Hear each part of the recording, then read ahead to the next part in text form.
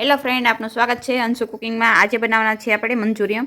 તો એના માટે આપણે કોબીનો એક દડો આપણે ક્રશ કરી લીધો છે, ઝીણી ઝીણી સુધારી લીધી છે, મીઠું, લીલી ડુંગળી અને કોબીને આપણે આ રીતે કટિંગ કરી લીધી છે,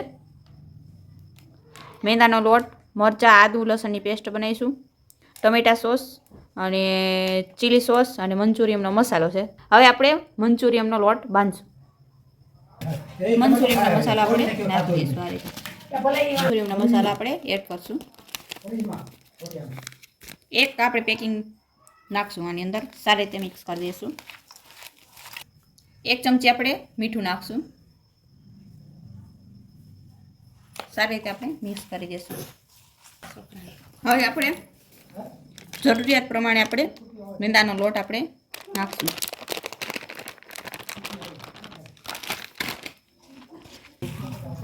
આ રીતે આપણે લોટ બાંધી લેશું। લોટ બાંધીને તૈયાર થઈ ગયો છે મંચુરિયમનો। તો હવે આપણે આ રીતે નાની નાની ગોળી વાળી લેશું। આ રીતે મંચુરિયમની આ રીતે આપણે બધા લોટની ગોળી કરી લેશું। તેલ ગરમ થઈ ગયું છે, તો હવે આપણે મંચુરિયમની ગોળી અંદર નાખી દઈશું। આ રીતે એકદમ બ્રાઉન થઈ જાય ત્યાં સુધી આપણે એને ચડવા દઈશું।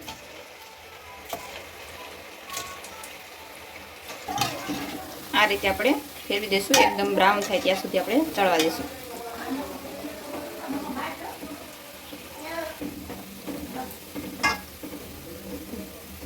એકદમ આપણા મંચુરિયમ બ્રાઉન થઈ ગયા છે, તો હવે આપણે આને કાઢી લેશું।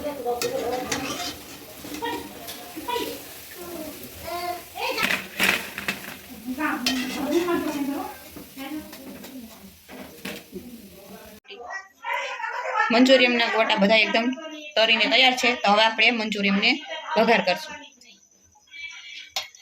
આપણે એક ચમચી તેલ નાખશું। તેલ ગરમ થઈ ગયું છે, તો આપણે અડધી ચમચી હિંગ નાખશું, આદુ લસણની પેસ્ટ નાખશું, સારી રીતે મિક્સ કરી દઈશું। હવે આપણે લીલી ડુંગળી અને કોબી બે કટિંગ કરેલી છે, આપણે એની અંદર એડ કરશું, મિક્સ કરી દઈશું। આદુ લસણની પેસ્ટ હવે આપણે પાછી થોડીક નાખશું ઉપરથી।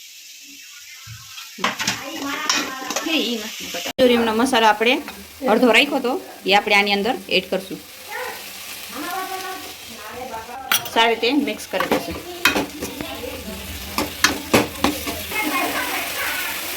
હવે આપણે ટમેટા સોસ આની અંદર એડ કરશું, કરી દઈશું। હવે આપણે ચીલી સોસ આની અંદર એડ કરશું, સારી રીતે બધું મિક્સ કરી દઈશું। હવે આપણે બધી મંચુરિયન ગોટી આની અંદર એડ કરશું,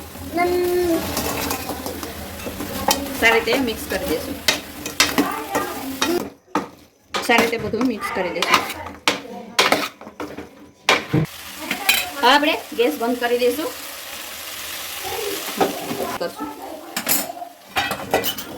હવે આપણે આની અંદર ધાણા એડ કરશું,